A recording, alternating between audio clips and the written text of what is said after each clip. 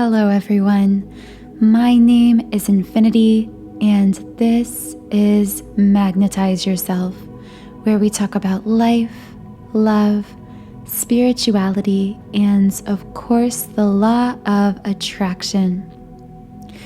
This video is directed at all of the beautiful twin flames out there listening. If you are a twin flame or you like my twin flame content here on YouTube, I really hope you'll consider subscribing to this channel, joining our community of like-minded, conscious, creative beings here. Today we're talking about twin flame mirroring, and specifically how we can use twin flame mirroring in order to shift the balance, to heal the wounds and the blocks, preventing greater connection to our twin flame and more harmonious reunion in the physical world as well. So let's start by answering the question, what is twin flame mirroring? It is said that our twin flame is our perfect mirror, meaning that our twin flame, our twin soul, reflects back to us everything going on within us energetically. We share energetic wounds and blocks in order to heal, resolve, and move through them together. This is part of why the twin flame connection is such an accelerated path, because our souls are capable of accelerated healing and therefore accelerated growth. Because whenever we are coping with some kind of energetic wound, regardless of its origin or cause, our twin flame is simultaneously feeling this wound for the purpose of healing it along with us. The same is true for us when it comes to our twin flame. Anything our twin flame has lived or experienced, either in this lifetime or even in a past life, that has caused some kind of wound energetically within them, we will feel also. This is why sometimes twin flames have the very strange experience of feeling very dark, intense emotions, even emotional, mental, or sometimes physical pain, symptomatic of some kind of energy block or wound that they feel isn't coming from them, but is coming from their twin flame counterpart. Everything is perfectly mirrored between us, which is also why we are capable of such accelerated healing, growth, and expansion. The wound can be a burden or it can be a blessing, depending on how we choose to approach it. But so often, whenever this mirroring happens, whenever we are triggered by something our twin flame says, does, or alternatively by something that they don't say, something that they don't do, oftentimes what happens is we label not only our twin flame's triggering behavior, but also our reaction to it. We criticize and judge ourselves for feeling triggered by this situation or circumstance within our connection. We forget that criticism and judgment in all forms, yes, including self-criticism and self-judgment, moves us further away from our true soul nature, misaligns us with that authentic soul self. And in this misalignment, we are also out of balance, blocked within our twin flame connection. the further we get away, or the more distance we put between ourselves, our physical human selves, and our soul self through our own self-judgments, self-criticism, self-resentment about these triggers and reactions, the more distance we put between ourselves and our twin flame. So the question remains, how can we approach, resolve, and heal beyond twin flame triggers without expressing either judgment of them or self-judgment, both of which would only push us further away from each other in the physical 3D world? The answer is through the mirror exercise I'm about to share with you. Now, I first want to say I am not by far the first person to come up with this exercise. I hear it frequently discussed by many different twin flame teachers and in many different twin flame communities, so I can't take credit for creating this exercise. However, I have put my own personal spin on it based on my own experience healing my own twin flame connection.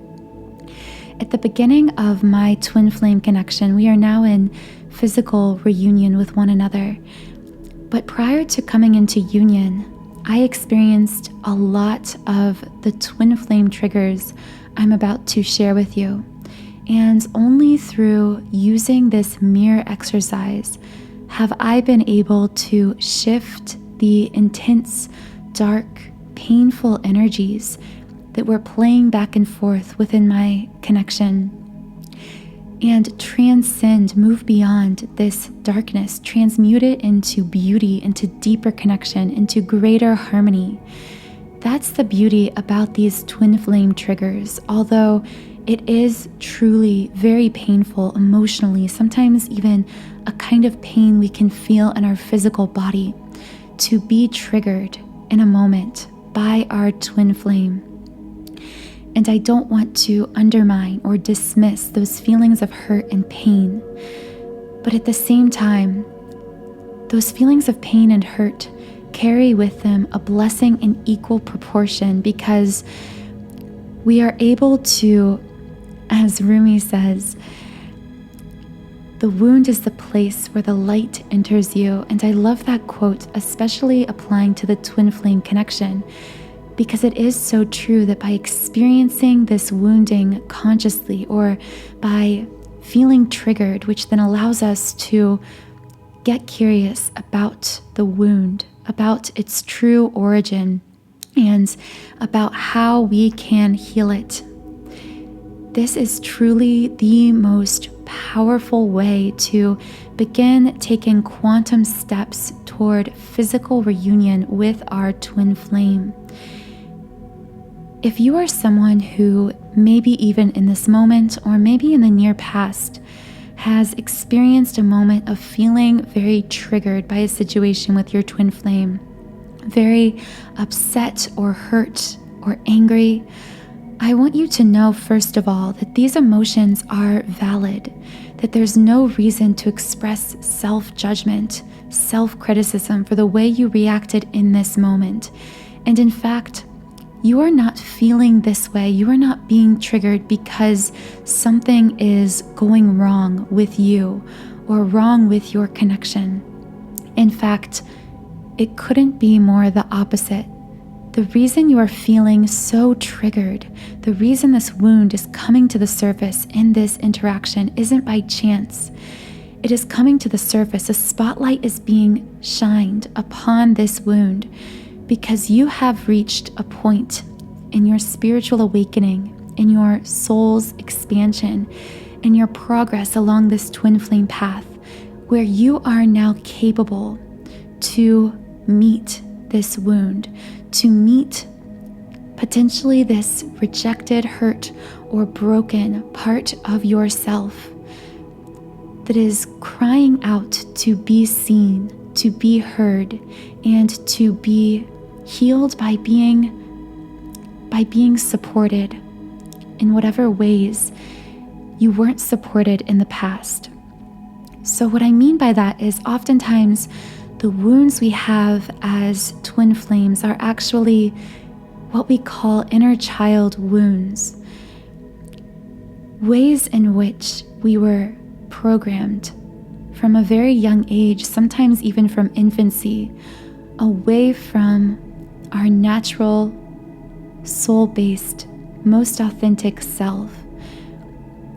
Ways we taught to give away our power, to doubt our own capabilities, to believe that we weren't worthy of love, abundance, connection, or any of the other good things that life has to offer. There can be a myriad of different kinds of inner child wounds, so it would take hours to list them all out here. But I have a feeling that many of you listening, as you begin to reflect on an experience of being triggered through this mirroring with your twin flame, you may be able to then connect already consciously this experience to something that happened very young in childhood, something that someone said to you or did to you, how someone hurt you, even in an early formative relationship, perhaps even your first romantic relationship prior to meeting your twin flame. We all go through experiences that shape us by wounding us, but only by moving into, leaning into, acknowledging these wounds can we allow these experiences to shape us not into someone who is always reactive, afraid, fearful, and never reaching their potential, but flip the script, so to speak, when it comes to our wounds, and rather use our wounds as this doorway we can step through to become the highest, most fulfilled version of ourselves. So, how does the twin flame mirror exercise work? The first thing to know about the twin flame mirror exercise is you can't force it. Like I said, these wounds emerge to the surface when they are ready to be healed, and specifically when you are ready to heal them, when you've reached a point in your spiritual progress, in your progress along your spiritual awakening journey, in your soul's expansion, and on this twin flame path, where you are now capable of working through, of acknowledging, of meeting this wound face to face. So this exercise is best done in the moment, done just following a situation, interaction, or conversation with your twin flame in which you felt very hurt, angry, upset, or triggered in some other negative way. So, as I said, I have created my own personal spin on these steps to the twin flame mirror exercise. So I'm going to share these with you now. The first step is to, of course, experience a triggering situation, which can't be planned. It simply happens. In fact, it's bound to happen. This is how twin flames heal, through reflecting back to one another energy wounds and blocks within themselves, within each of them, that are still in need of healing. So when this situation happens, the first thing you must do is withdraw from the trigger in some kind of physical way, usually. And here's why. Because as long as you are still in the physical presence of this trigger, as long as it is very observable to you, you're able to see it, to hear it, to touch it, it's right there in front of you in some way, it's going to be very, very hard to quiet the ego. In this moment, the ego is most likely loudly analyzing, interpreting, and lashing out because of what it is observing through the physical senses.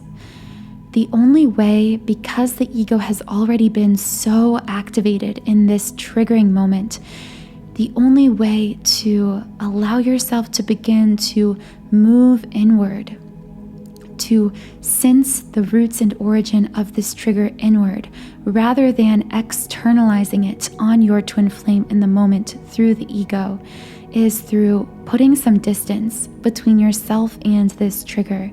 Now, what this actually means in literal application will vary depending on the situation and the interaction that triggered you.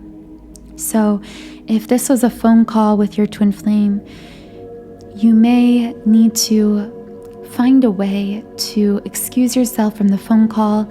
Just say that you need a little bit of time or space, whatever you need to say, and then put your phone down and have the self-discipline not to immediately call back, not to immediately start checking your phone. The ego is constantly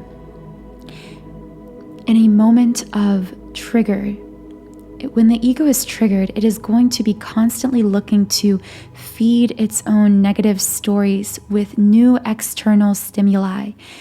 And it takes self-discipline to resist that ego-based urge in the moment, especially now with technology and most of us being able to check in on our twin flame through our phones, text them, call them, check their social media. It takes even more self-control than ever to restrain the ego from absorbing these external stimuli, these kinds of observable situations that will only feed its lies, only feed its negative belief patterns and stories. So again, this could be getting off the phone with your twin flame if you were speaking on the phone. If you were in each other's presence in the same house or apartment, you may ask if you could just go to a different room for a few minutes. Withdraw yourself from the situation. I feel that many of you will know what this means for you in the moment of experiencing it. Now, the second step, once you've withdrawn from the trigger, began to quiet the ego, is you not only have to remove yourself from the situation that was triggering to you, but you also have to now address what is happening in your body. Because in a moment of being triggered, we experience a fight or flight response that happens not just mentally, not just emotionally, but in the physical body. Don't be self-critical of this reaction. This is a primal reaction. This comes from our tribal days as humankind, when we were so terrified of being abandoned by the tribe, because we knew if the tribe abandoned us, we would be vulnerable to predators and most likely would not make it on our own. The same is true when it comes to our romantic relationships. Our closest relationships are like our modern day tribe. And when we sense that someone we deeply care about us may be abandoning us, even emotionally, emotional abandonment, this engages that primal sense that our life, our very life, is in danger because of this abandonment. So it's very normal and biologically inevitable that you would feel this fight or flight reaction, this anxious reaction in your body. So what I want you to do in this second step is to check in with yourself. You can even close your eyes and take a few deep breaths to do this. In fact, many of you I know use breath work, taking deep breaths even in a certain set rhythm to clear out those negative, intense energies from your physical body. Calm your breathing, allow your heart rate to slow down. For some of you, you may even need to take a bath or a shower. Water is a fantastic and simple way to clear off negative energies from your physical body.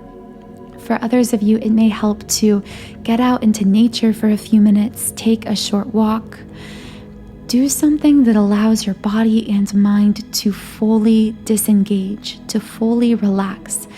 Because as long as you are still in this fight or flight state, you cannot do this mirroring exercise effectively, because your ego and the physical reactions caused by the ego's reaction are so activated, are so engaged, that you won't be able to cut through the noise and hear what your inner self, your higher self, your soul self is trying to whisper to you. Because as it is often said, the ego yells, but the soul whispers. So in this case, we need to quiet that yelling of the ego. So once you feel like your body and mind are adequately relaxed, it's okay if you're not 100% relaxed, but you should at least be feeling calm enough that you can hear your own thoughts, that you don't feel as reactive. The third step is to take a few moments to write out what triggered you about this situation. Don't spend too much time on this, because dwelling too much on the incident could actually pull you back into that spiral of negativity. It could engage the ego. So just use a few words or a short sentence to describe what your twin flame did, said, or how they interacted with you that caused you to feel a certain way, and how did it cause you to feel. So for example, my twin flame wasn't communicating openly with me, and it made me feel angry. That would be plenty of space, plenty of words to describe how you're feeling. That's just one example. Of course, there are thousands of examples of triggering you could be experiencing, and I will get into sharing a few specific examples of triggering and mirroring in just a second. So the final fourth step is to now examine the statements you've written down, either on a piece of paper or on your phone. And I want you to flip them around in your mind.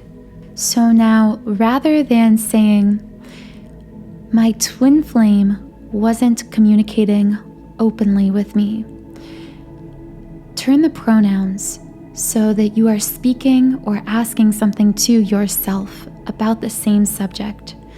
So for example, in this example we've been using of your twin flame not communicating openly or honestly with you, one could turn around this statement through the mirror exercise and ask yourself, how have I not been expressing myself fully authentically to others?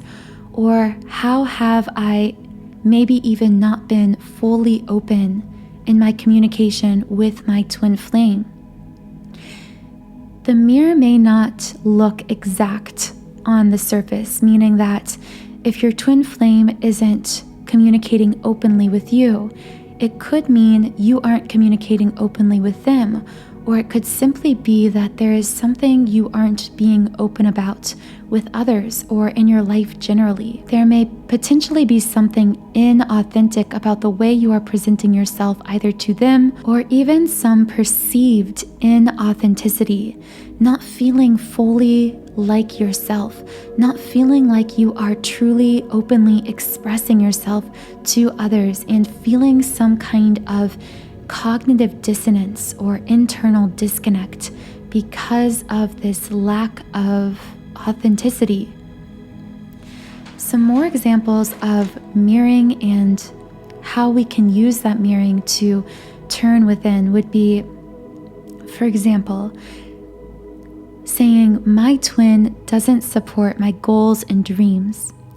The way to mirror this, to reflect this back on yourself, would be to ask, am I supporting my own goals and dreams? Or am I participating in a learned self-abandonment? Did someone tell me somewhere along the line, possibly in childhood, that my dreams and goals weren't worth supporting with positive forward movement and action? Did I then take these beliefs on as my own and stop supporting myself? And is my twin flame reflecting that back to me?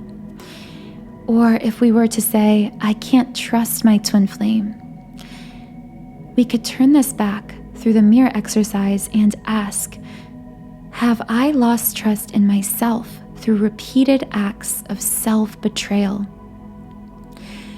Or as a final example, and a very common example, my twin flame won't commit.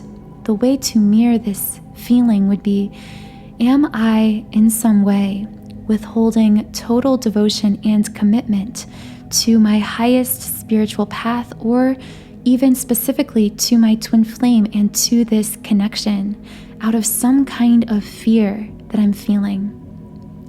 Again, it's not always easy to immediately tell where the origin or root is of these triggers that we're experiencing, which is why the final optional yet very helpful step I recommend is, while you are doing this self-reflection, turning these statements back on yourself, I really recommend listening to a subliminal I have created for inner child healing. This is because many of the wounds and triggers twin flames experience are a result of a hurt inner child, are a result of some kind of early childhood experience in which we were emotionally or even materially abandoned. And then we took on that hurt as our own and began playing out that pattern within ourselves. Just like we were hurt, just like we were abandoned, we continue to abandon ourselves, to hurt ourselves through keeping ourselves stuck in these negative manifested cycles stemming from unresolved and dismissed pain that was happening within us. So this inner child healing subliminal meditation I've created is designed to reconnect you with these early formative experiences that may be causing this wounding and triggering within your twin flame connection. I specifically recommend it for this exercise just because so often we will find that these triggers do come from experiences that we are able to remember and reconnect with and finally validate and heal through, because our twin flame, through some word, action, or behavior, was able to shine a spotlight on this hurting part of our past self that hasn't been fully integrated, meaning we've been ignoring these hurts from our past, dismissing them, rejecting them. So kind of like a child might throw a temper tantrum, our hurt younger self that was dismissed, never addressed, never loved or supported, continues to hold us back in these negative unconscious thought patterns that are now playing out in our twin flame connection as well, just like they do in all areas of our life. So this subliminal is filled with unconscious affirmations that you won't be able to consciously hear while you're listening, because they are embedded within other meditation sounds and frequencies in order to bypass the conscious mind and make deep, lasting impressions on the subconscious and upon your energy field. So if you'd like to explore more about this inner child healing subliminal, I will leave more information about it in the description box under this video. Healing is not a linear process. We can't force healing. We can only meet our triggers where they are as they emerge and allow ourselves to transcend our own wounds and hurt, to transmute this pain into beautiful, loving, supportive connection, first with ourselves and through reconnecting, re-supporting, reawakening our own deep self-love. Only in doing this can we then step through the door to greater, more fulfilling, more manifested connection with our twin flame. Thank you so much for listening to this podcast. If I resonate with you, please subscribe to this channel. You can also follow me on Instagram at Magnetize Yourself. Good luck along your healing path as we grow and expand individually and collectively through this community. Have a wonderful rest of your day, and I hope to talk to you again in the next podcast.